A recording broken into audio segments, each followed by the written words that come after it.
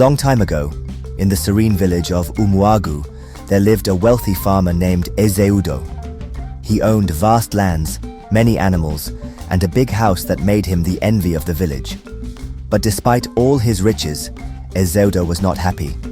He had no son to carry on his name, and this made him restless and worried. Ezeudo's wife, Nnenna, was a kind and loving woman. Over the years, she gave birth to 5 beautiful daughters. Each time, Ezeudo hoped for a son, but each time, the wife delivers it was a girl.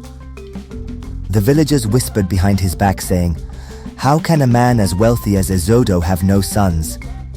These words weighed heavily on his heart. One evening, Ezeudo sat outside his compound, deep in thought. "What will people say about me when I'm gone?" he muttered. "I must do something." Nnenna, overhearing him, said gently, "Ezeudo, our daughters are blessings. They will make us proud one day." But Ezeudo shook his head. A blessing without a son is no blessing at all. Driven by these thoughts, Ezeudo decided to marry a second wife, hoping she would give him sons. He chose a younger woman named Oluchi from a nearby village. Oluchi soon bore Ezeudo 5 strong boys. Overjoyed, Ezeudo celebrated with a grand feast, inviting the whole village. "At last," he proclaimed, "I have sons to carry on my name." From that day, Ezeudo spent more time and gave more attention to Oluchi and her sons, while neglecting Nnenna and her daughters. He moved Nnenna and the girls to a small, broken-down hut at the edge of the compound.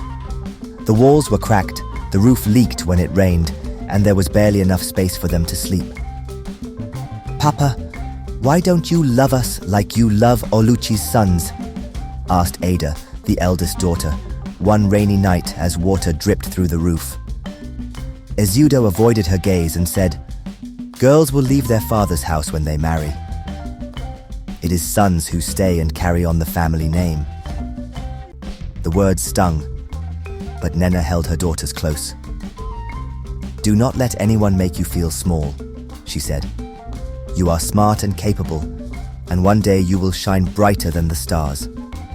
As years went by, white missionaries visited Umuagu.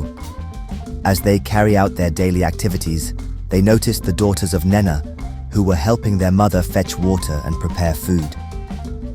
"These girls are bright and hard-working," one of the missionaries said. "Would you like them to go to school?" Nnenna's face lit up. "Yes, please," she said. But when Ezeudo heard about it, he frowned. "Why waste education on girls?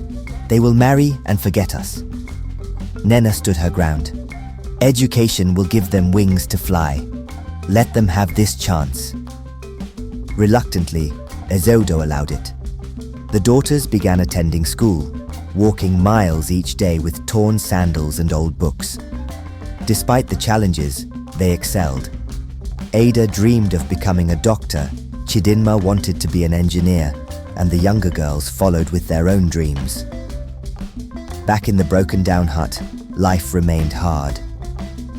Nnenna worked tirelessly to care for her daughters, but the years of neglect took a toll on her health. She grew weaker each day, until one morning she called her daughters to her side. "My children," she said softly, "promise me you will always stay strong. No matter what, never give up on your dreams." With tears streaming down their faces, the daughters promised. Soon after, Nnenna passed away, leaving them heartbroken. The daughters poured their pain into their studies. They worked harder than ever, helping each other with homework and sharing their dreams late into the night. Over time, their hard work paid off. Ada became a doctor, Chidinma an engineer, and the others found success as lawyers, teachers, and business leaders. Meanwhile, Ezeudo's sons, who had grown up spoiled, squandered their father's wealth. They spent their days partying and ignored their responsibilities. As Ezeudo grew old and frail, he found himself alone. His sons had no interest in caring for him. One day, as he sat in his empty house, He thought about Nnenna and his daughters. He realized how wrong he had been to neglect them. "Papa, look who's here!" a voice called from outside. It was Ada, followed by her sisters. They had returned to Umuagu, now successful and confident. Ezeudo's eyes filled with tears. "My daughters," he said, his voice trembling. "I have wronged you. I didn't see your worth, and for that, I am sorry." The daughters embraced their father, tears streaming down their faces. "We forgive you, Papa," Ada said. "Mama taught us to love and forgive, no matter what."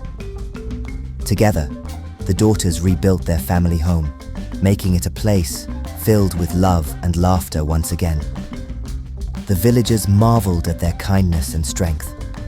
From that day on, Ezeudo spent his remaining years surrounded by the love of his daughters.